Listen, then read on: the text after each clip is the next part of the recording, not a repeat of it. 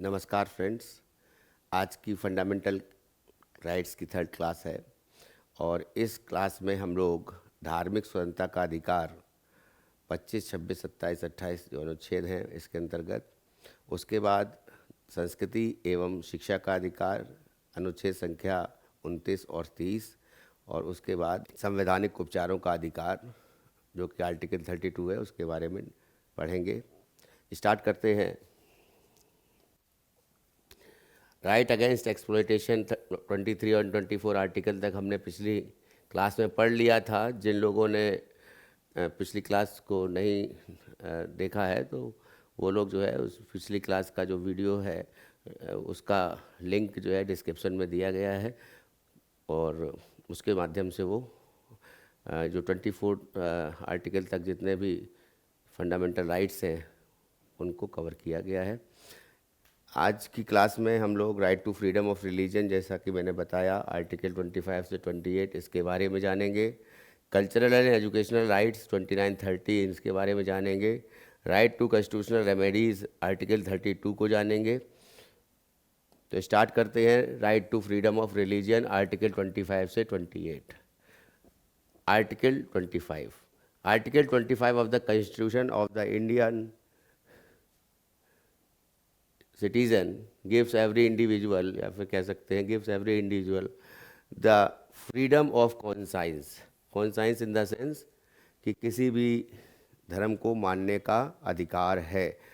किसी भी व्यक्ति को कोई भी धर्म अपनी इच्छा अनुसार चुनने का अधिकार है। And right to freely practise, उस धर्म से संबंधित जो भी क्रियाकलाप है उनको भी वो कर सकता है। जैसे कहने का मतलब हिंदू धर्म में पूजा करना या व्रत रखना या फिर जो भी रिचुअल्स हैं उनके हिसाब से वो अपनी श्रद्धा प्रकट कर सकता है।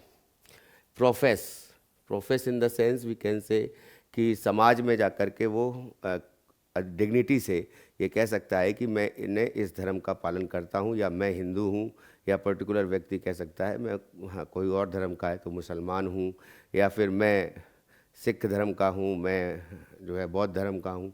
तो इस तरीके से जो है कोई भी व्यक्ति प्रोफेस कर सकता है। फिर उसके बाद आता है प्रोपोगेट देयर रिलीजन, उसको अपने रिलीजन जिसको वो मानता है उसकी बातों को समाज में जो उसको आप प्रसार कर सकता है। और कहने का मतलब है जैसे मान लीजिए गीता है, तो गीता हिंदू धर्म की महान ग्रंथ बोली जाती है। जैसे रामायण है या महाभारत है या गीता है, गीता महाभारत का ही एक अंग है ना।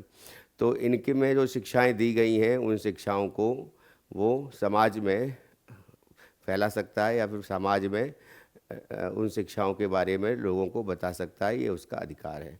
फिर आते हैं आर्टिकल 26 में। Article 26 of the constitution of India guarantees the freedom to manage religious affairs. यहाँ पे एक व्यक्ति से बात नहीं है, एक व्यक्ति के साथ साथ जो है मान लीजिए एक ग्रुप ऑफ पीपल्स हैं, जो कुछ जो हैं व्यक्ति मिल करके किसी धर्म को लेकर के कोई मंदिर की स्थापना करना चाहते हैं, हिंदू धर्म के लोग तो वो कर सकते हैं। कोई मुस्लिम धर्म के लोग किसी जगह पर मस्जिद की स्थापना करना चाहते हैं वो कर सकते हैं। तो और उसके साथ साथ जो भी श्रद्धालु आते हैं उस मंदिर में उनके लिए एक ट्रस्ट के रूप में या फिर कोई समिति के रूप में जो है किसी भी मंदिर की स्थापना के बाद में उस ट्रस्ट का निर्माण भी कर सकते हैं। तो यहाँ पे जो है एक तरह से उसके मैनेजमेंट की बात आती है कि किस प्रकार से जो है एक ट्रस्ट या फिर एक समिति या फिर कह सकते हैं कोई भी जो मुस्लिम ब्रदर्स हैं वो लोग जो हैं मुस्लिम भाई बंधु हैं वो लोग अपना जो नमाज़ पढ़ना है या किस टाइम पे नमाज़ पढ़ना है और उनके जो धार्मिक विचार हैं उनको सुनने के लिए अलग अलग जो हैं कुरान को के विचारों को सुनने के लिए, उसको समझने के लिए और उस चीज़ को मैनेज करने के लिए उसको पूरा अधिकार है। आर्टिकल 26 में एक व्यक्ति को या व्यक्ति के संगठन को, समूह को। फिर आते हैं article 27, the state should not spend public money collected by the way of tax for the promotion of any particular region। यहाँ पे ये कही गई है कि जैसे राज्य है या सरकार है, तो सरकार जो है, जो टैक्स है जो दिया जाता है आम जनता के द्वारा, चाहे वो कह सकते हैं व्यापारियों के द्वारा दिया जाता है, जैसे या इनकम टैक्स है या जीएसटी है या अन्य कोई टैक्स है, तो जो पब्लिक मनी है, यानी जो टैक्स के रूप में सरकार उनसे लेती है, पब्लिक से लेती है, जनता से लेती है, उस मनी को किसी पर्टिकुलर धर्म, किसी एक धर्म के लिए उस पैसे का उपयोग नहीं किया जाएगा। उसके प्रमोशन के लिए, उसके जो है प्रचार प्रसार के लिए, किसी भी एक धर्म के प्रचार प्रसार के लिए पब्लिक मनी का या जो टैक्स है जो इन्होंने पे किया है उसका प्रयोग नहीं किया जाएगा। उसको वो निषेध करता है आर्टिकल 27। फिर आते हैं आर्टिकल 28। इसमें जो है no religious teaching in the government school. कोई भी गवर्नमेंट स्कूल है उसमें किसी विशेष धर्म की शिक्षा को देना यहाँ पे निषेध किया गया है। और इसमें जो है schools run by the government can not teach in religion. तो जो रिलीजियस टीचिंग है, जैसे कह सकते हैं कोई हिंदू धर्म को लेकर जो है उसके प्रचार प्रसार के लिए या उसको जो है और फैलाने के लिए किसी गवर्नमेंट स्कूल में हिंदू धर्म की किताबों को या उनके ग्रंथों को जो है एज ए सिलेबस इंक्लूड जो है कोई गवर्नमेंट नहीं कर सकती है। हाँ, ऐसा पॉसिबल है कि अगर कोई गवर्नमेंट एडेड स्कूल है या प्राइवेट स्कूल है तो वो अगर अपनी स्वेच्छा से चाहे तो ऐसा कर सकता है।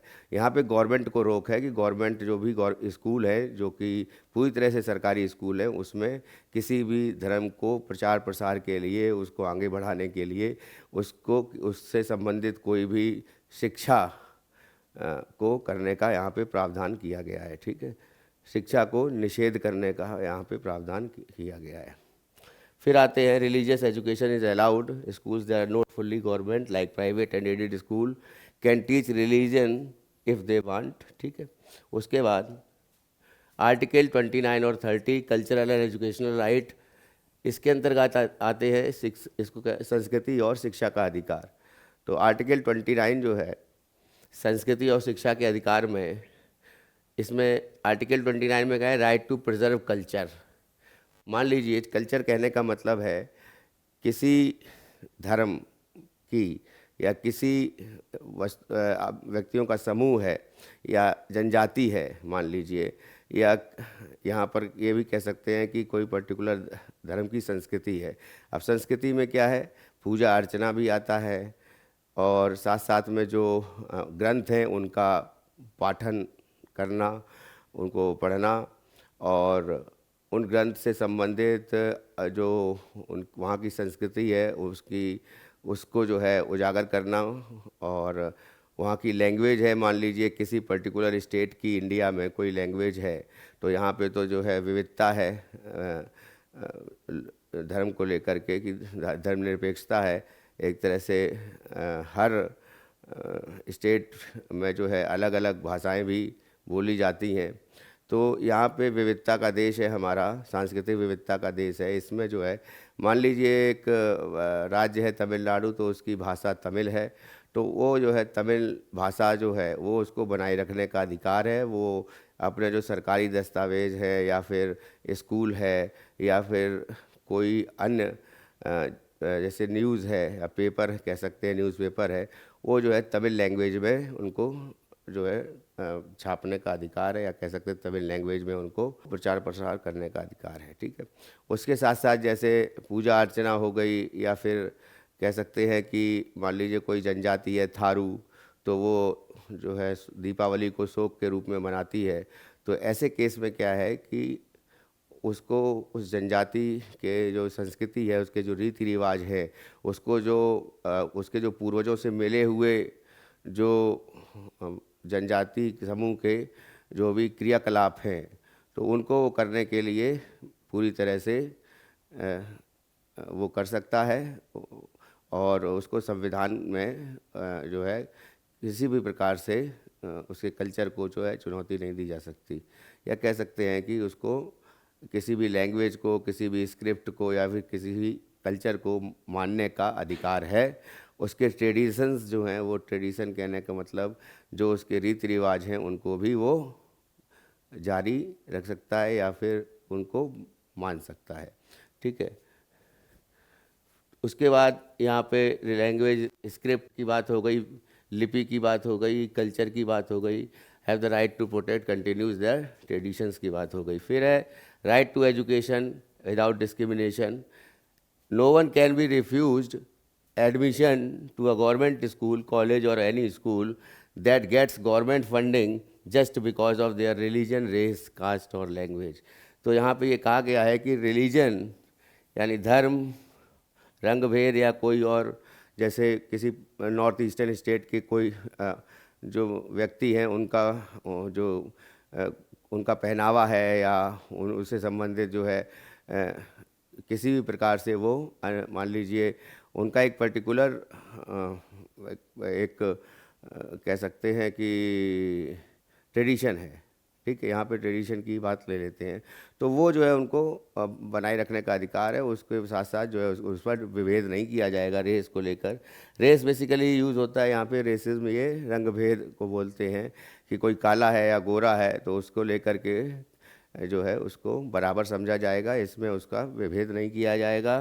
कास्ट को लेकर, जाति को लेकर और लैंग्वेज को लेकर, किसी पर्टिकुलर लैंग्वेज जैसे कहीं की तमिल लैंग्वेज है या फिर कहीं की कन्नड़ है, कर्नाटक की तमिल, तेलुगु है, आंध्रा की तमिल है, तमिलनाडु की, तो लैंग्वेज मान लीजिए वहाँ की एक पर्टिकुलर लैंग्वेज है, पहले से वो उसकी संस्कृति का अंग है उस राज्य की। ठीक, तो इस केस में क्या है, किसी भी राज्य को ये बाध्य नहीं किया जाएगा कि मान लीजिए सरकार ने कह दिया कि हिंदी जो है आपको अपनानी पड़ेगी, तो ये जो है इसको बाध्य करने के लिए ये सरकार ऐसा नहीं कर सकती है। उसको ये मौलिक अधिकार प्राप्त है कि यहाँ पर स्कूल में भी ये बात कही गई है कि इस पर जो है कि यहाँ पर right to education without discrimination की जो बात कही गई है, इसके तहत जो है गवर्नमेंट स्कूल में भी एक पर्टिकुलर धर्म को लेकर के एक्स्ट्रा फंडिंग जो है नहीं की जा सकती और उनको जो है एडमिशन से किसी व्यक्ति को, किसी बच्चे को गवर्नमेंट स्कूल में एडमिशन से जो है रोका नहीं जा सकता। किसी भी रिलीजन को लेकर के, रेस को लेकर के, कास्ट को लेकर के या लैंग्वेज को लेकर के डिस्क्रिमिनेट नहीं किया सकता। उसके बाद आर्टिकल 29 में ये article 29 grants protection to both religious minorities. तो बेसिकली आप ये कह सकते हैं कि जो अनुच्छेद 29 और 30 है ये माइनॉरिटीज़ को जो है ये प्रोटेक्ट करता है, जो अल्पसंख्यक वर्ग है उसको प्रोटेक्ट करता है, जैसे मुस्लिम है या बौद्ध है या सिख है या ईसाई है या मान लीजिए भारत में एक और जो धर्म है जैन है। ठीक है, तो इन सभी रिलीजन को जो है प्रोटेक्ट करता है आर्टिकल 29, उनकी जो अल्पसंख्यकों को, as well as linguistic minorities कहने का मतलब जो भाषा है, भाषा को लेकर अगर मान लीजिए किसी, जैसा कि अभी बताया कि पर्टिकुलर स्टेट की भाषा है तो वो भाषा जो है किसी माइनॉरिटीज़ की भाषा है, तो वो उसको जो है किसी तरह से इसको जो है बनाए रखने का अधिकार है, उसको इसको जो है प्रोटेक्ट करने का अधिकार है कि उसकी पर्टिकुलर भाषा वो बनी रहेगी। ठीक है, और इसमें इसको जो है अल्पसंख्यक रूप से जो है जो अल्पसंख्यक की वर्ग की जो भाषाएं हैं उनको बनाए रखने का अधिकार है, उसको इससे लिए आर्टिकल 29 में उसको प्रोटेक्शन दी गई है। फिर आते हैं आर्टिकल 30 पर। आर्टिकल 30 यहाँ पे थोड़ा सा मेजर जो है चेंज किया गया है, वो ये है कि यहाँ पे शिक्षा की बात करी गई है और संस्कृति और शिक्षा का अधिकार में उस संस्कृति की शिक्षा का अधिकार, किस संस्कृति की, जो माइनॉरिटीज़ हैं इस देश में, जो अल्पसंख्यक वर्ग हैं या आदिवासी हैं, उनकी एक पर्टिकुलर रिलीजन है, उनकी एक पर्टिकुलर जो है लैंग्वेज है, उसको जो है उन्हें एजुकेशनल इंस्टीट्यूशंस में वो पढ़ा सकते हैं।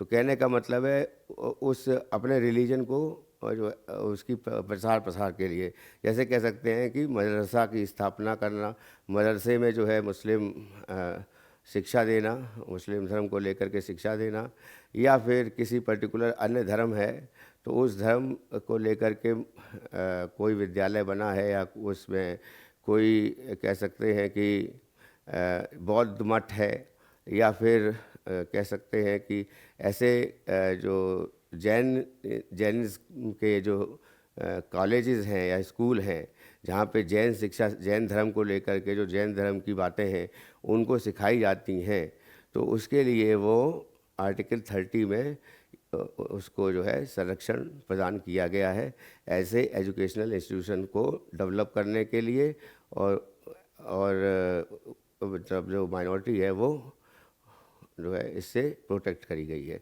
तो according to the article 30, all minorities whether based on religion or language have the right to develop and manage educational institutions of their choice. फिर है the compensation amount fixed by the state or the compulsory acquisition of any property of the minority educational institution shall not restrict the right to guarantee of to them. अब यहाँ पे compensation की बात कही गई है, यानी जो कंपनसेशन अमाउंट है जो कि स्टेट के द्वारा फिक्स किया गया है, तो जो माइनॉरिटीज़ होती हैं उनके लिए कंपनसेशन होता है, यानी कोई अमाउंट होता है, वो अमाउंट जो है वो धर्म को प्रोपोगेट करने के लिए या उसकी शिक्षा को जो है आगे जो है बढ़ाने के लिए जो कंपनसेशन अमाउंट है वो अगर किसी अल्पसंख्यक वर्ग के लिए जो अलॉट किया गया है तो वो अमाउंट में वो कमी नहीं कर सकती स्टेट। और या फिर जो है मान लीजिए कोई लैंड है या कोई प्रॉपर्टी है तो उसको लेकर के भी वहाँ पर जो है एजुकेशनल इंस्टीट्यूट बनाया जाना चाहिए। इसको लेकर के जो भी उसको धनराशि आवंटित की गई है सरकार के द्वारा किसी धर्म के संस्थान को बनाने के लिए, तो वो भी उस मौलिक अधिकार के अंतर्गत आता है। अल्पसंख्यक वर्गों के हितों को लेकर के उनके पोषण एवं संवर्धन के लिए जो भी कंपनसेशन अमाउंट है उसको जो है सरकार को उसमें खर्च करना पड़ेगा, उनको जो है उस कंपनसेशन अमाउंट को प्रोवाइड करा जाना किसी अल्पसंख्यक वर्ग के लिए ये आर्टिकल 30 के अधीन आता है। ठीक है, तो यहाँ पे है compulsory acquisition of any property. तो प्रॉपर्टी की बात मैंने जैसा कि बताई कि माइनॉरिटी की जो प्रॉपर्टी है उसमें से एजुकेशन इंस्टीट्यूट की स्थापना करना, उसको जो है रोका नहीं जा सकता। जैसे मदरसा की स्थापना के लिए या कोई सिख समुदाय है वहाँ की शिक्षा के लिए आदि, है ना। उसके बाद इन ग्रांटिंग एड, अब इनके लिए जो एड है, जो राशि है जो एड के रूप में दी जाती है स्टेट के द्वारा, उसमें ये कहा गया है कि shall not discriminate against any educational institution managed by the minority. अल्पसंख्यक वर्गों के जो हितों के लिए और अल्पसंख्यक वर्गों के जो शिक्षण संस्थान है उसके लिए जो ग्रांट इशू की जाती है, जो ग्रांट दी जाती है या उनको जो है बेहतर बनाने के लिए या उनके धर्म को प्रोपोगेट करने के लिए या उनकी धार्मिक शिक्षा को बढ़ाने के लिए, तो उस एड को जो है पर्टिकुलर एक धर्म के लिए जो है वो कोई स्टेट उसमें चेंजेस नहीं कर सकता। माइनॉरिटी का अधिकार है, उनके जो एड जो उनको ग्रांट करी गई है उसको उन्हें देने का अधिकार है। उस एड के तहत जो है ऐसे एजुकेशन इंस्टीट्यूशंस बनाने का अधिकार है जो पर्टिकुलर धर्म की शिक्षा देते हैं, लेकिन किसी एक धर्म को जो है वो प्रोपोगेट करना या एक धर्म का जो है पूरी तरह से प्रचार प्रसार करने का अधिकार यहाँ पे सरकार को नहीं है, उसको रेस्ट्रिक्ट करता है। ठीक है, तो उसके बाद आते हैं आर्टिकल 31। आर्टिकल 31 जैसे कि मैंने बताया कि आर्टिकल 31 जो है ये पहले राइट टू प्रॉपर्टी था। तो एक मिनट रुकिएगा।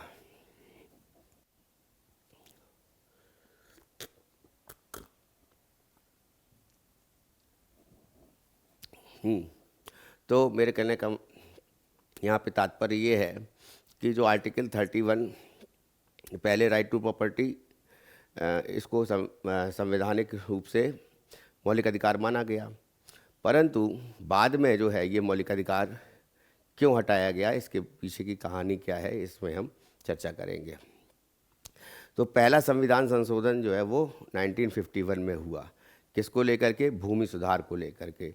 ये कहने का मतलब जो लैंड लॉर्ड्स थे या कह सकते लैंड ओनर्स थे, जो ज़मींदार थे, जो बड़ी बड़ी ज़मीनों के मालिक थे, तो उनको उनकी ज़मीन को जो वंचित वर्ग है या जो इकोनॉमिकली वीकर सेक्शन है देश का, जैसे किसान हो गए या मजदूर हो गए या और कोई जिनकी आमदनी जो है बहुत ही रेयर है और उनके जो मौलिक आवश्यकताएं हैं उनकी पूर्ति वो नहीं कर पा रहा है व्यक्ति, ना हेल्थ केयर के क्षेत्र में, ना स्वास्थ्य के क्षेत्र में, ना एजुकेशन के क्षेत्र में, ना फिर उसके अन्य किसी हितों के जो उसको उसके हित हैं उसको जो है उनका संवर्धन या फिर पोषण नहीं हो पा रहा है।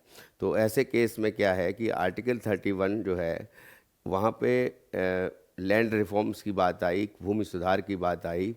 तो भूमि सुधार में ये कहा गया कि जो भी लैंड है, जो ज़मींदार वर्ग के पास है, बड़ी बड़ी ज़मीनें हैं, जो भी ईस्टेट की बात करी गई, यहाँ ईस्टेट जो है वो ज़मीन को डिफाइन करता है कि यहाँ पर जो भी संपत्ति है ना, तो ये संपत्ति जो है वो किसी ज़मींदार के पास ना रहकर उसको जो है गवर्नमेंट अपने पास ले सकती है और उसको जो है रीडिस्ट्रीब्यूट कर सकती है लोगों में। तो यहाँ पर जब ये ऐसा किया गया और जब इस फर्स्ट अमेंडमेंट लाया गया 1951 में, तो इसके तहत जो है आर्टिकल 14, आर्टिकल 19 और आर्टिकल 31 संपत्ति का अधिकार जो 31 था उसके तहत, 19 स्वतंत्रता का अधिकार और विधि के सम्मत समानता का अधिकार आर्टिकल 41, इनके तहत जो है याचिका दायर करी गई सुप्रीम कोर्ट में आर्टिकल 32 के तहत। ठीक है, तो उसके बाद सुप्रीम कोर्ट ने जो डिसीजन दिया वो ये दिया कि ये जो आर्टिकल हैं, जो मौलिक अधिकार हैं, इनका हनन सरकार नहीं कर रही है अगर वो रीडिस्ट्रीब्यूशन ऑफ द लैंड कर रही है। तो कहने का मतलब ये हुआ कि एक जो संविधान की जो मौलिक अधिकार हैं, जो 14, 19 और 31 जिनको लेकर के ज़मींदारों ने अपनी पिटीशन दायर करी, उसको सुप्रीम कोर्ट ने खारिज किया कि ये जो भूमि सुधार है तो ये गवर्नमेंट के द्वारा जो है लैंड का एक्विजिशन और उसके बाद उसको जो है बराबर बांटना, ये जो इनको नष्ट नहीं करता है, मौलिक अधिकार को हनन नहीं करता है, ये मौलिक अधिकारों को किसी प्रकार से चुनौती नहीं देता है। तो सुप्रीम कोर्ट ने उसको ये वर्डिक्ट दिया। ठीक है, इस आर्टिकल 31A, 31B और 31C तीनों जो हैं इसी से संबंधित हैं। तो article 31A of the constitution protect certain laws related to land reform from being challenge to the grounds that they violate fundamental rights. Article 14, 19 and 31 since been removed. इसीलिए उसको जो है 31 को रिमूव किया गया, संपत्ति का अधिकार को मौलिक अधिकार से हटा करके जो है कहाँ जोड़ा गया, पार्ट 12 के आर्टिकल 300A में, ताकि वो एक विधि के सम्मत अधिकार रहे, वो जो है मौलिक अधिकार के रूप में उसको हटा दिया गया था। ठीक है, और ये 44वां संविधान संशोधन हुआ था 1978 में, जब मुरारजी देसाई की सरकार थी उस समय इसको जो है हटाया गया था और 44th अमेंडमेंट एक्ट में के तहत इसको भाग 12 के 300 का अनुच्छेद में डाला गया, रिप्लेस किया गया। If the government makes a law to take over land and estate, इसके बारे में बता रहा हूँ कि जो लैंड है उसको ई स्टेट शब्द के सबसे वहाँ पर उसमें बोला गया। जो याचिका दायर की गई थी उसकी सुनवाई हुई और उसके बाद जो डिसीजन हुआ उसमें एक कोर्ट ने माना कि जो लैंड है या जो स्टेट है या जो चेंज करने की जो बात है, लैंड ओनरशिप रूल्स को जो है उसको परिवर्तित किया गया, that law can not be struck down.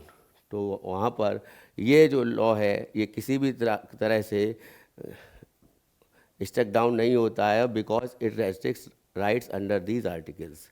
तो जो भी आर्टिकल हैं 14, 19, 31 वो किसी तरह से उस पर वो उनको आर्टिकल को चुनौती नहीं देता है या उनको जो है कम नहीं करता है। किसके लिए? कि चेंज जो किया जा रहा है लैंड ओनरशिप के लिए, यानी जो भूमि सुधार किया जा रहा है उसको मान्यता दी गई कि वो वैलिड है, और जो ये जो आर्टिकल्स का हनन जो है वो मौलिक अधिकार का हनन नहीं माना गया कि सरकार ऐसा कर सकती है, ये उसके अधीन आता है। ठीक है, तो उसके बाद आर्टिकल 31B में एक नई अनुसूची भी जारी की गई। तो वो अनुसूची थी नवीं अनुसूची, 9th शेड्यूल। ये पहली संविधान संशोधन के तहत भूमि सुधार को लेकर के नवी अनुसूची बनाई गई, और भूमि सुधार के तहत इसमें 64 तरह के भूमि सुधारों की बात की गई। 64 पॉइंट्स थे, भूमि सुधार थे उसमें।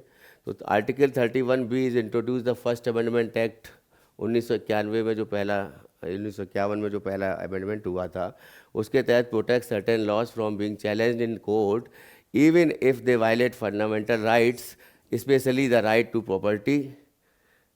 ठीक है, अगर ये कोई फंडामेंटल राइट्स को ये चुनौती देते हैं, तो अगर ऐसी बात आती है तो कोर्ट ने कह दिया कि कुछ सर्टेन लॉज हैं, यानी कहने का मतलब जो अमेंडमेंट किया गया कॉन्स्टिट्यूशन में उसको कानून के रूप का दर्जा दिया गया, और जब ये किया गया कानूनी रूप से ये कहा गया कि ये किसी भी तरह से जो है, जो राइट टू प्रॉपर्टी है, संपत्ति का अधिकार है, या फिर इससे पहले जो मैंने बताया था कि राइट टू आर्टिकल 14 और आर्टिकल 19 कुछ का जो हनन किया गया है, ऐसा कोर्ट ने नहीं माना, और ये माना कि भूमि सुधार को इसके अंतर्गत जो है ये नवी अनुसूची को भी आर्टिकल 13B के तहत उसमें डाला गया। फिर it permits laws that aim to land reforms even they violate fundamental rights, इसकी बात मैंने कर ली है आपसे। These laws are included in 9th schedule of the Constitution. Any law placed the 9th rule is protected from judicial review. Protected from judicial review. तो इसका जो प्रोटेक्टेड फ्रॉम जुडिशियल रिव्यू का मतलब ये है कि न्यायिक पुनर्वलोकन, पहले तो ये समझ लीजिए कि न्यायिक पुनर्वलोकन कहाँ से लिया गया है। ये यूएसए से लिया गया है, इंडिया के कॉन्स्टिट्यूशन में। यानी यहाँ पे जो केशवानंद भारती का जो केस था जिसकी हम बात करते हैं 1973 वाला, तो उसमें ये कहा गया कि क्या मौलिक अधिकारों में परिवर्तन किया जा सकता है। तो बात आई कि हाँ, मौलिक अधिकारों में परिवर्तन किया जा सकता है।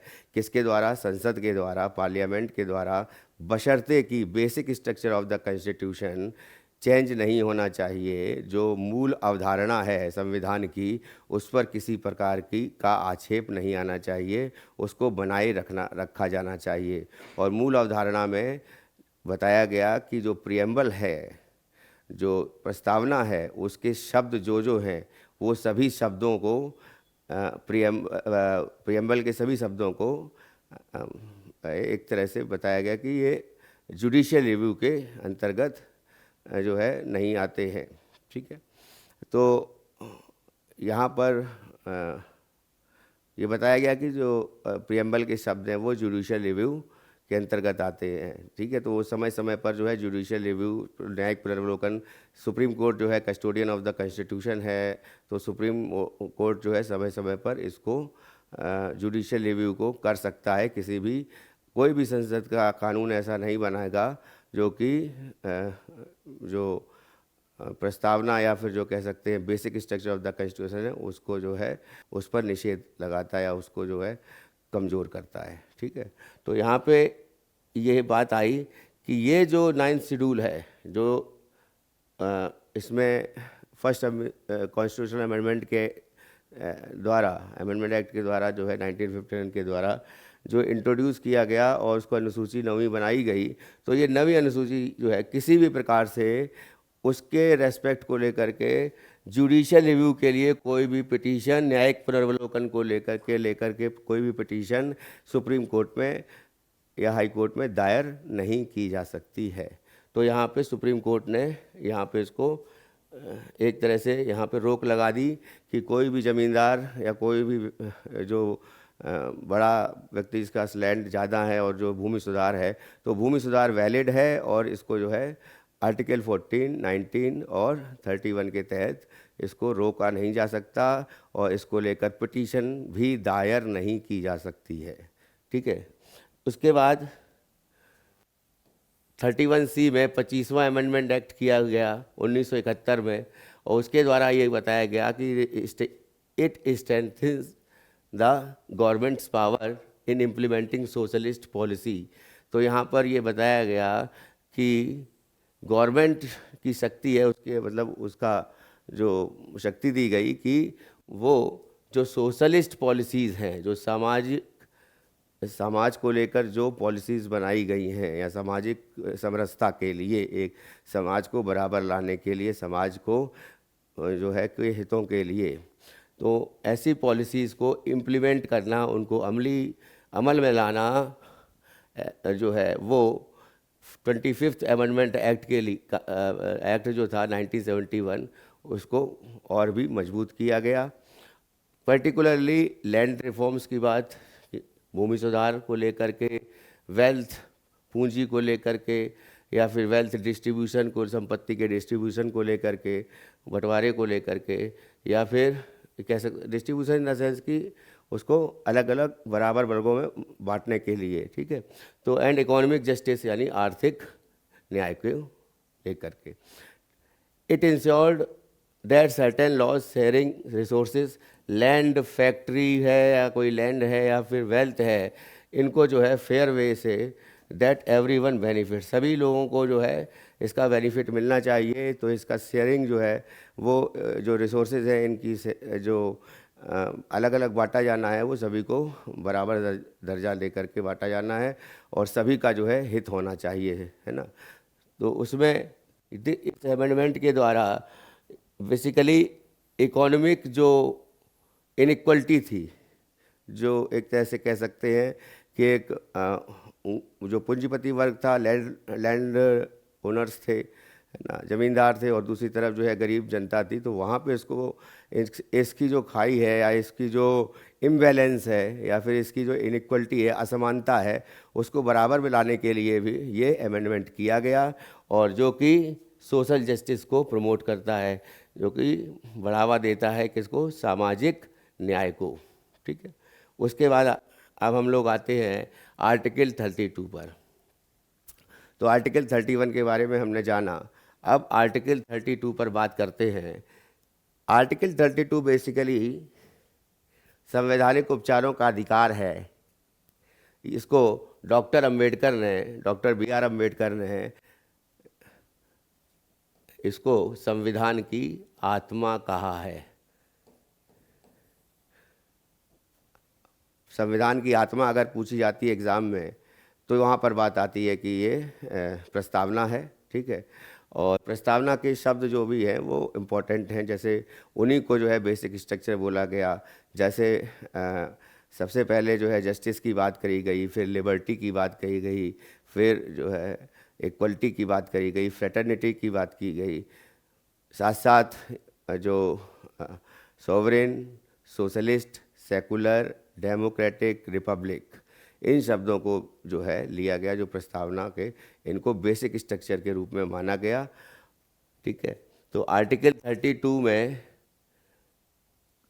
इसको में जो है संवैधानिक सुधारों का अधिकार बोला गया इसको, और इसको डॉक्टर अम्बेडकर के द्वारा संविधान की आत्मा बोला गया। और इसमें जो है गारंटी दी गई right to move the supreme court to enforce fundamental right. It also gives the supreme court power to issue order, direction and writs enforce these right. तो सुप्रीम कोर्ट या हाई कोर्ट, यहाँ पे देखिए दो चीज़ बता देता हूँ मैं। हाई कोर्ट में अनुच्छेद संख्या 226 के तहत और सुप्रीम कोर्ट में अनुच्छेद संख्या 32 के तहत कोई भी व्यक्ति याचिका दायर कर सकता है, रिट दायर कर सकता है, अगर उसके फंडामेंटल राइट्स जो हैं या जो कह सकते हैं मौलिक अधिकारों का हनन हुआ है तो। ठीक है। वो डायरेक्टली वहाँ पर अपनी याचिका दे सकता है। लेकिन यहाँ पे बात आती है कि अगर किसी कारणवश जो है कोई व्यक्ति डायरेक्टली सुप्रीम कोर्ट को रीच करता है और वहाँ पर जो है अगर मान लीजिए निर्णय उसके पक्ष में नहीं आता है, तो फिर वो कहीं पर दूसरी जगह पिटीशन दायर नहीं कर सकता उस निर्णय के खिलाफ में। लेकिन इसीलिए जो है हाई कोर्ट्स को जो है ज़्यादा पावर दी गई है 226 के तहत, कि जो यहाँ पर ये मौलिक अधिकारों का जो है संरक्षण ही नहीं करता है, इसके तहत जो है मौलिक अधिकारों के से संबंधित याचिकाएं दायर की जाती हैं, तो इसके साथ साथ जहाँ पर भी संविधान में जो चेंज होने हैं कि किसी व्यक्ति के अधिकारों को लेकर के अन्य अनुच्छेदों में, वहाँ पर भी ये हाई कोर्ट को एक पावर है कि वहाँ पे वो चेंज कर सके। तो ये जो है हाई कोर्ट की पावर जो है 226, वो सुप्रीम कोर्ट की 32 आर्टिकल से बड़ी है। ठीक है, अब हम आते हैं रिट पर। रिट में सबसे पहले आती है हैबियस कॉर्पस, मतलब बंदी प्रत्यक्षीकरण। फिर आती है प्रोहिबिशन और सर्टोरारी की बात कर लेते हैं। प्रतिषेध ये है उत्प्रेषण, इसको कहते हैं सर्टोरारी को। क्यो वारंटो अधिकार प्रक्षा कही जाती है, और उसके बाद जो है मंडामस जो है ये परमादेश इसको कहते हैं। इसमें दो जो हैं रिटें हैं, एक सर्टोरारी और एक प्रोहिबिशन, ये न्यायिक हैं, न्यायालय द्वारा जारी की जाती हैं। ठीक है, बाकी जो है व्यक्तियों के लिए है, सामान्य नागरिक के लिए है। तो हैबियस कॉर्पस, हैबियस कॉर्पस का जैसा कि मैंने बताया बंदी प्रत्यक्षीकरण। बंदी प्रत्यक्षीकरण क्या है?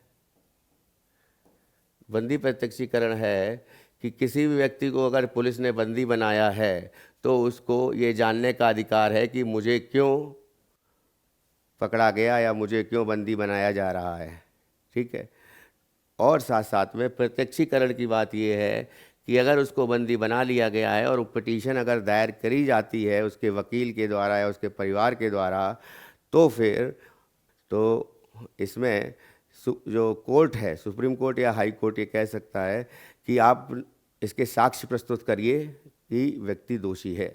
तो अगर वो ये साक्ष्य प्रस्तुत करने में असमर्थ होती है पुलिस या फिर कोई और बॉडी है, जैसे जेल में जा कर के उसको जेल में डाल दिया गया, तो जेल सुपरिटेंडेंट की बात आ जाती है, तो वहाँ पे उसको जो है कोर्ट जो है कह सकती है कि साक्ष्य प्रस्तुत करें कि ये पर्सन जो है दोषी है। अगर वो साक्ष्य प्रस्तुत करने में असमर्थ होते हैं तो सीधे सीधे जो सुप्रीम कोर्ट है या हाई कोर्ट है उस व्यक्ति को दोषी न करार देते हुए उसको बरी कर देती है, उसको रिलीज़ कर देती है।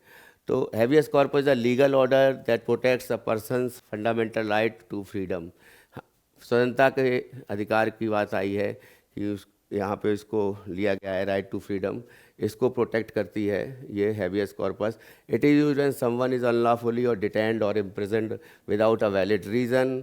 If a person detained without a valid justification, legal justification, their family or lawyer can file a habeas corpus petition in the court then orders the authority responsible for the detention, such as the police or the jail superintendent or the jail officers, to present detained person before the court। तो 24 घंटे के अंदर उसको court के सामने पेश होना है, इसकी बात कही गई है। और साथ साथ में the authority must provide a valid reason, तो अथॉरिटी को ये उसको वैलिड रीज़न प्रोवाइड करना होगा, पुलिस को जो है ये पुख्ता सबूत प्रस्तुत करने होंगे कि वो व्यक्ति जो है जिसको बंदी बनाया गया है, जो डिटेंशन में है, वो सही है, वो हम जो है उसके खिलाफ वो दोषी है। ठीक है, तो अगर ऐसा नहीं होता है तो कोर्ट उसको इमीडिएट रिलीज़ करेगी। तो if the court finds detention illegal और unjustified, it orders the persons immediate release. उसी समय जो है उसको जो है दोष मुक्त करने का जो है किया जा सकता है वो व्यक्ति। फिर आते हैं नेक्स्ट पर सर्टोरारी। सर्टोरारी जो है इसमें उत्प्रेषण इसको बोला जाता है हिंदी में। तो उत्प्रेषण कहने का मतलब है ये लोअर कोर्ट के लिए है कि the writ certiorari issued to a lower court directing the transfer of the case for review. अगर लोअर कोर्ट जो है वहाँ पर कोई केस चल रहा है तो जो हाई कोर्ट है या फिर सुप्रीम कोर्ट है उस केस को अपने पास ले सकता है, usually to overrule the judgment of the lower court. तो ऐसे केस में जो है निचली अदालत की जो जजमेंट है उसको जो है चैलेंज किया जा सकता है, उसको जो है यहाँ पर लोअर कोर्ट के द्वारा जो दिया गया निर्णय है उसको सुप्रीम कोर्ट या हाई कोर्ट पलट सकते हैं। Party challenges the lower court decision in the supreme court और हाई कोर्ट। कोई भी पार्टी जो है वो चैलेंज करेगी यहाँ पर लोअर कोर्ट या हाई कोर्ट में कि लोअर कोर्ट्स के डिसीजन को हाई कोर्ट में या सुप्रीम कोर्ट में। The higher court reviews the whether the lower court had the power to decide the case. तो यहाँ पर उसके पास ये है कि क्या, यहाँ पे एक बात और आती है कि क्या लोअर कोर्ट के पास वो पावर है जिसके तहत वो सुनवाई कर रही है, तो या फिर उसको जिसके तहत जो है वो जो निर्णय देने का अधिकार है उसके पास। अगर नहीं है तो उसमें हायर कोर्ट जो है इस पर लोअर कोर्ट को जो है तलब कर सकते हैं। फिर if the lower court exceeded its authority, ठीक है, तो the higher court can overturn, उसको बदल सकती है या फिर उसको मॉडिफाई कर सकती है जो उसके द्वारा दिया गया डिसीजन है, निर्णय है। अब आते हैं प्रोहिबिशन पर प्रतिषेध।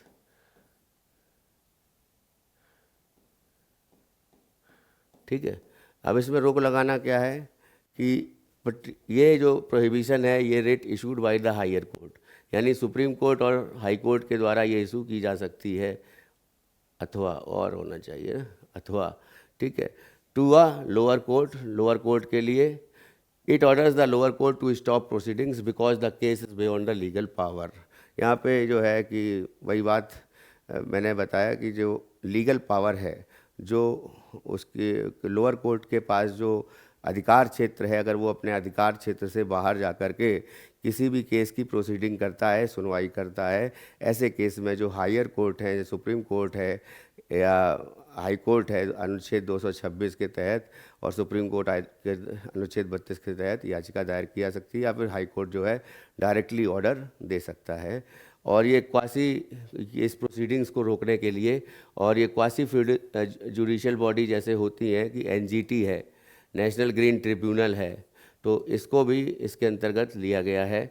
उसकी भी वो भी अगर अपनी लीगल पावर से जो है ज़्यादा मतलब उसके आगे जा कर के जो उसकी पावर नहीं है, जो उसकी अधिकार क्षेत्र से बाहर है कोई लोअर कोर्ट की पावर, तो सुप्रीम कोर्ट और हाई कोर्ट उस केस को जो है उसकी प्रोसीडिंग्स को रोक सकते हैं। ठीक है, तो only issued against judicial and quasi judicial bodies. तो ये मैंने बताया आपको, ये केवल जुडिशियल और क्वासी जुडिशियल कहने का मतलब एनजीटी या ट्रिब्यूनल की बात कहते हैं, उसमें बात आती है कोर्ट और ट्रिब्यूनल।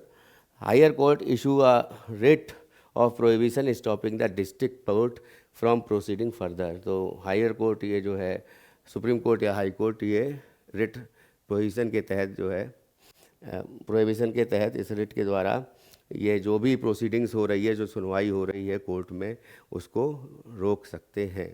ठीक है, रोकने का प्रावधान है उसमें, जैसा कि, ठीक है। अब मंडमस पर आते हैं, ये है परमादेश। परमादेश क्या है? आदेश किस पर? व्यक्ति के अधिकार क्षेत्र पर।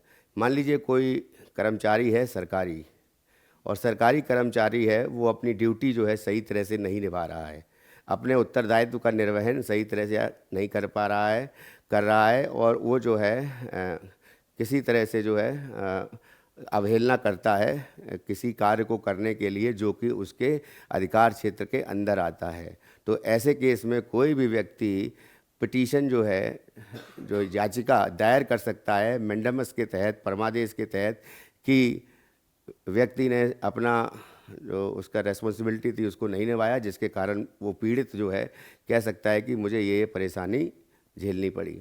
तो ये जो है बेसिकली बहुत इम्पोर्टेंट है कि यहाँ पे अधिकार क्षेत्र की बात आती है। जैसे कहने का मतलब गवर्नमेंट ऑफिसर्स के लिए हो सकता है, या फिर ये गवर्नमेंट ऑफिसर्स के अलावा ये ऐसी कंपनीज़ के लिए हो सकता है जो कि सरकारी रूप से उनको जो है वित्त पोषित किया गया है, या फिर जो उपक्रम हैं सरकार के, भारत सरकार का उपक्रम जिसमें जैसे बॉडीज़ हैं, जैसे सेल है, institute of authority of India limited है, या ओएनजीसी, एनटीपीसी, या ये महारत्न कंपनीज या मिनी या जो नवरत्न कंपनीज़ हैं, या फिर कोई बैंक है जो सरकारी बैंक जिसको कहा जाता है, ठीक है, जिसमें जो गवर्नमेंट का शेयर ज़्यादा है, या फिर जिसको भारत सरकार का उपक्रम कहा जाता है। तो इसमें जो है mandamus is a writ issued by the higher court, supreme court or high court to government official, lower court और public institution। यहाँ पे गवर्नमेंट ऑफिशियल के साथ साथ लोअर कोर्ट की बात भी आ गई, और पब्लिक इंस्टीट्यूशन यानी ऐसे कार्यालय जो या ऐसे इंस्टीट्यूशंस ऑर्गेनाइजेशंस जो सरकार के अंतर्गत हैं, जो मतलब पूरी तरह से सरकारी हैं, है ना। It orders them to perform a legal duty they have failed to do.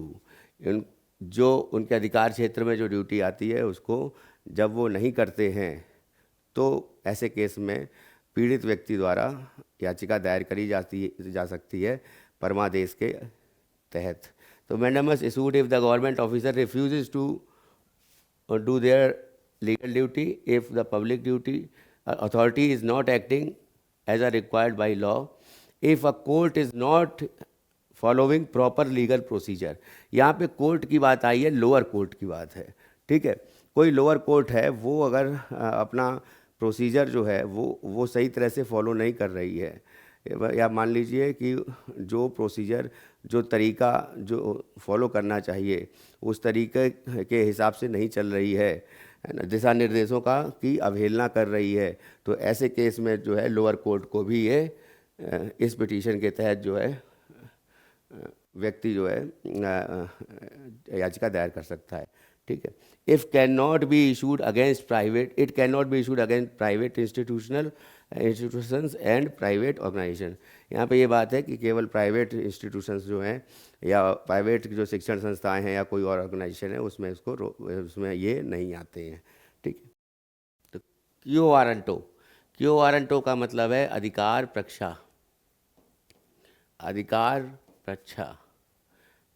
अधिकार प्रक्षा के अंतर्गत आता है कि एक तरफ हमने अभी बताया था मैंडेमस में कि व्यक्ति अपने जो उसके अधिकार क्षेत्र हैं उसमें जो उसमें अगर कोई व्यक्ति उसका निर्वहन अच्छी तरह से नहीं करता है, पालन नहीं करता है अपनी ड्यूटीज़ का, तो वो जो है कोई भी व्यक्ति जो है पीड़ित व्यक्ति उस आर्टिकल के तहत जो है मैंडेमस के तहत वो याचिका दायर कर सकता है। यहाँ पे क्या है, यहाँ पे है कि कोई भी व्यक्ति जिसको एक पर्टिकुलर उसका अधिकार क्षेत्र है, उत्तरदायित्व है, रेस्पॉन्सिबिलिटी है, उससे बाहर जा कर के वो अथॉरिटी को जो है चैलेंज करता है, या फिर मान लीजिए किसी व्यक्ति का काम एक पर्टिकुलर जो है उसका दायरा है करने के लिए, और वो जो काम ऐसा कर देता है जो कि उसके हायर ऑफिसर्स के द्वारा करा जाना चाहिए, तो उसके खिलाफ में जो है कोर्ट में पिटीशन दायर की जा सकती है। अब इसमें कोर्ट पूछ सकता है क्या, by what authority you are holding this position. अब यहाँ पे किस पावर से या किस अथॉरिटी से किसके तहत जो है आप इस पोजीशन को, आप इस पद को होल्ड कर रहे हैं, आप इस पद पर हैं। फोर्जरी का मामला हो, मान लीजिए मार्कशीट मांगी गई, या फिर नौकरी लगते समय, जो बेसिक बात है बता रहा हूँ कि वो नौकरी लगते समय किसी भी व्यक्ति के द्वारा जो है फर्जी प्रमाण पत्र जो है वो लगाए जाते हैं, और बाद में ये अगर सिद्ध होता है कि ये फर्जी प्रमाण पत्र हैं और इसने जो सिलेक्शन लिया है पर्टिकुलर ऑर्गेनाइजेशन में या फिर किसी बॉडी के तहत, तो उसको जो है उस व्यक्ति को जो है तुरंत जो है निष्कासित किया जा सकता है, ठीक है। निष्कासित जो है करने के लिए ये पिटीशन दायर की जा सकती है, ठीक है। और दूसरा चीज़ है, इसमें एक चीज़ है अर्हता के साथ साथ, चाहे वो जन्म स्थान हो या फिर जन्म तिथि हो, या फिर मान लीजिए आईएएस जो यूपीएससी है, यूपीएससी मान लीजिए जब नोटिफिकेशन जारी करती है, तो अभी हाल ही का मामला है तो उसको मैं ज़्यादा हाईलाइट नहीं करूँगा। आप लोगों ने न्यूज़ में देखा होगा कि वो मैडम जो हैं वो जो है वहाँ जा कर के लाल बहादुर शास्त्री में जो एडमिनिस्ट्रेशन इंस्टीट्यूट है मंसूरी में, वहाँ पे जा कर के वो अपना जो है 2 साल भी बिता आती हैं, उसके बाद डेपुटेशन पे भी रहती हैं, और उसके बाद अचानक ये पता लगता है कि इन्होंने जो अपना जो उम्र है, जो आयु है, वो गलत लिखाई है, और जो नंबर ऑफ़ अटैम्प्ट्स हैं, यानी 4 अटैम्प्ट अगर हैं तो नंबर ऑफ़ अटैम्प्ट्स को भी उन्होंने जो है ज़्यादा अटैम्प्ट दिए हैं, उनको जो है 4 अटैम्प्ट से ज़्यादा अटैम्प्ट भी उन्होंने किए हैं, तो ऐसे केस में क्या है, ये क्यू वारंटो जो है ये इशू हो सकता है। ठीक है, इसको जो है इसको लेकर के याचिका दायर की जा सकती है सुप्रीम कोर्ट या हाई कोर्ट में। तो quo warranto issued if someone illegally occupies a public office if person continue in office without meeting the legal qualification। जो नोटिफिकेशन जारी करता है जैसे नौकरी में, उसमें उस समय जो अर्हता दी गई है, जो पूर्ण अर्हता है, मान लीजिए उसमें दी गई है कि हमको जो है पर्टिकुलर जो क्वालिफ़िकेशन चाहिए, तो पर्टिकुलर क्वालिफ़िकेशन अगर कोई भी व्यक्ति ऐसा है जो नहीं धारण करता है, उसके बावजूद भी फार्म भरता है और उसके बाद उसकी नौकरी लग जाती है, तो इस केस में क्या होता है भी उसको इस पिटीशन के तहत जो है क्यू वारंटों के तहत उसको हटाया जा सकता है। ठीक है, तो if a person was appointed through fraud और करप्शन की बात, इसी की बात अभी हम कर रहे थे। ठीक है, it can not be issued for private job और प्राइवेट ऑफिस के लिए ये इशू नहीं की जा सकती है, केवल सरकारी या सरकार से चल रहे उपक्रम। ठीक है, यहाँ पे केंद्र सरकार भी हो सकता है, राज्य सरकार भी।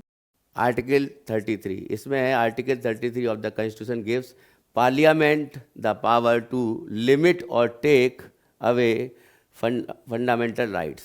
उसको अगर लिमिट करती है पार्लियामेंट, तो यहाँ पे पार्लियामेंट को पावर है कि वो फंडामेंटल राइट्स को लेकर के कानून बना सकती है स्पेसिफिक ग्रुप ऑफ पीपल के लिए, और वो ग्रुप ऑफ पीपल कहने का मतलब है आर्मी, नेवी, एयरफोर्स, जो आर्म फोर्सेस हैं, उसके अलावा पुलिस है, पुलिस के अलावा इंटेलिजेंस यूनिट्स है, रॉ हो गई या इंटेलिजेंस ब्यूरो हो गई, टेलीकम्युनिकेशन सिस्टम डीलिंग है, मान लीजिए साइबर सुरक्षा है, या राष्ट्रीय सुरक्षा को लेकर के अगर कोई भी बात आती है तो उसमें जो है इन सभी मामलों में ये जो है पावर है पार्लियामेंट की, संसद की, कि वो रूल्स एंड रेगुलेशंस में जो है फेरबदल कर सकती है। ठीक है, उसके बाद this is done to ensure discipline,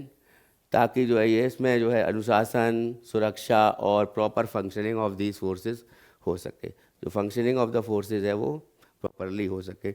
अभी एक कहने का मतलब है अग्निवीर जैसे अभी निकाली गई कुछ साल पहले, आर्मी की भर्ती जो होंगे, अब नए सिपाही जो हैं वो या नए जो फौजी हैं वो अग्निवीर के माध्यम से रिक्रूट किए जाएंगे, और उसकी अलग अलग जो है उसको अर्हताएँ दी गई और उसके क्या सर्विस कंडीशंस हैं वो भी बताई गई। ठीक है, तो वो जो है इसी के अंतर्गत आता है आर्टिकल 33 के, कि पार्लियामेंट ऐसा कानून बना सकती है इन सभी फोर्सेस को लेकर के।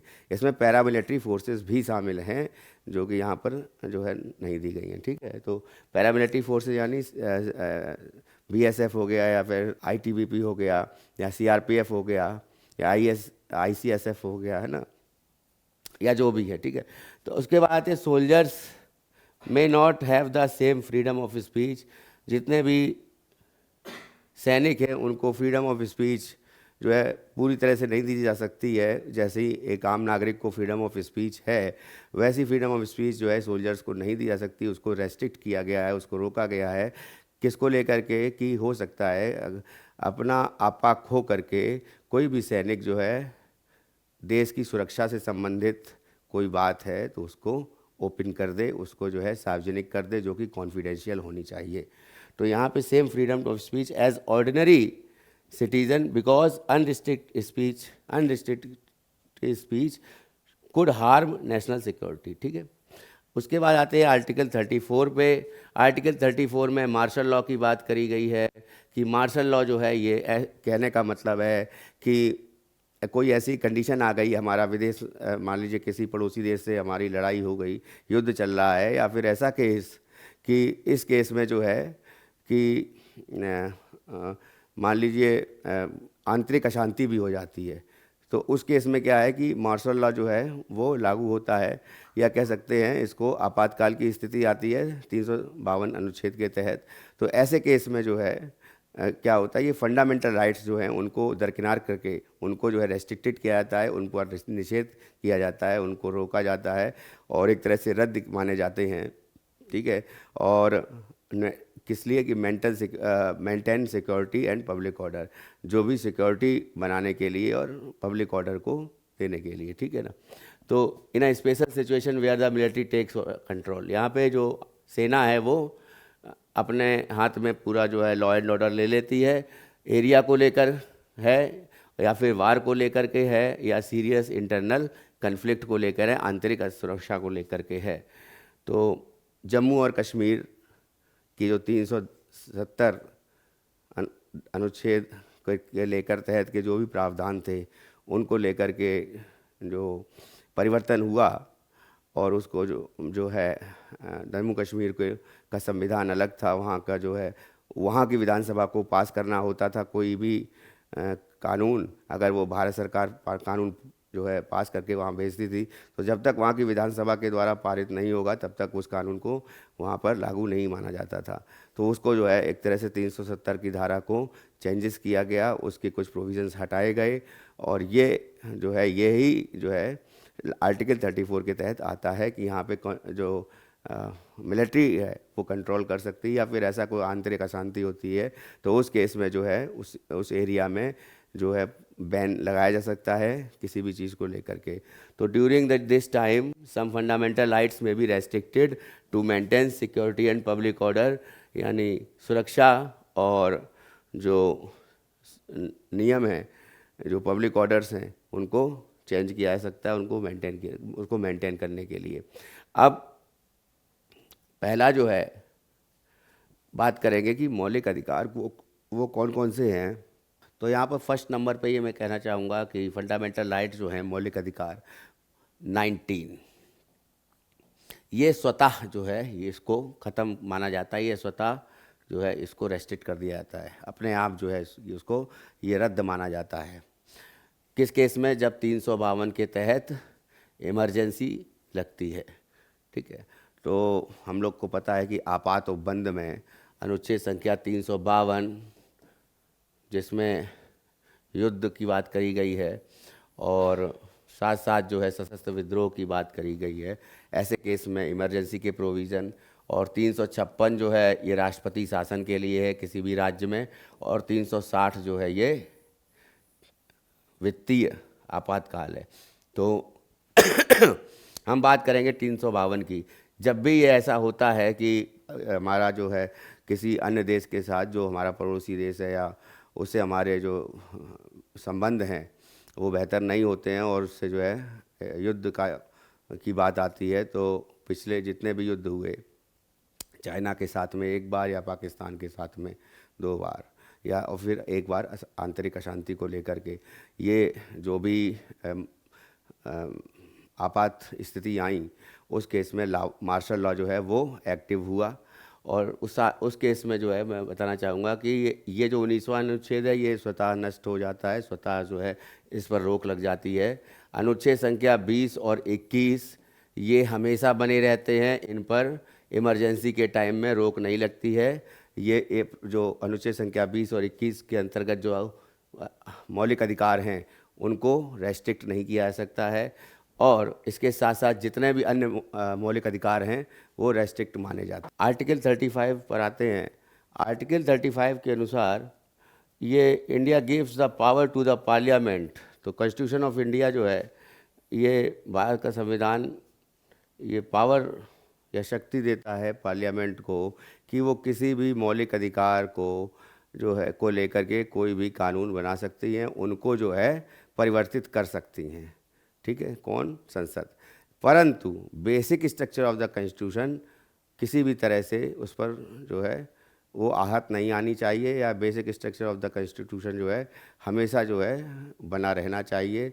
उस पर किसी प्रकार से जो मूल ढांचा है संविधान का, तो उस मूल ढांचा जो है उस पर किसी भी प्रकार का प्रश्न चिन्ह नहीं लगना चाहिए, यानी मूल ढांचा सुरक्षित रहना चाहिए। अगर मूल ढांचा प्रभावित होता है तो उस केस में, अगर बेसिक स्ट्रक्चर प्रभावित होता है तो उस केस में सुप्रीम कोर्ट या को जो है देना पड़ सकता है। सुप्रीम कोर्ट ऐसे किसी भी लॉ को जो पार्लियामेंट के द्वारा पारित किया गया है उसको रद्द कर सकता है या फिर उस पर जो है सुनवाई कर सकता है कि पर्टिकुलर कानून जो है सरकार के द्वारा या पार्लियामेंट के द्वारा जो बनाया गया है वो बेसिक स्ट्रक्चर को चुनौती देता है या नहीं। ठीक है, तो यहाँ पर इसी बात को ले कहा गया है कि parliament make laws that enforce fundamental rights that it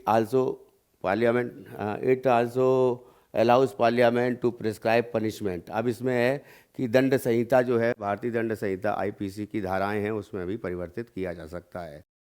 तो पनिशमेंट किसी भी ऑफेंस को लेकर के, तो इस फंडामेंटल राइट के तहत जो पार्लियामेंट है किसी भी ऑफेंस या दोष को लेकर के या पनिशमेंट को लेकर के या आईपीसी की जो मैं बात कर रहा हूँ उसको लेकर के फंडामेंटल राइट्स के अंतर्गत जो आते हैं पनिशमेंट, उनको सभी को वो परिवर्तित कर सकती है, बदल सकती है और उसके तहत कानून बना सकती है।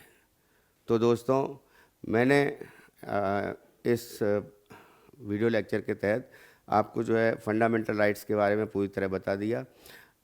और चूँकि वीडियो लंबा है, लेकिन मेरा ये कहना है कि आप वीडियो पूरा देखें ताकि फंडामेंटल राइट्स जो हैं बहुत ही इम्पोर्टेंट चैप्टर है। इससे जो क्वेश्चन हैं वो एग्ज़ाम में आते ही आते हैं, चाहे वो यूपीएससी हो या फिर उत्तर प्रदेश लोक सेवा आयोग से संबंधित कोई सर्विसेज हो या अन्य किसी सर्विस हो। ठीक है, जैसे कि एसएससी है या रेलवे है, उन सभी में ये आते रहते हैं मौलिक अधिकार के प्रश्न। तो अब जो है नेक्स्ट जो चैप्टर हम स्टार्ट करेंगे वो है हमारा कॉन्स्टिट्यूशन का भाग 4 नीति निर्देशक तत्व। ठीक है, तो इस क्लास में इतना ही। जिन लोगों ने चैनल सब्सक्राइब नहीं किया है वो कर लीजिए, बेल आइकन दबा दीजिए ताकि जो भी नया वीडियो अपलोड हो उसकी जानकारी आपको मिल जाए।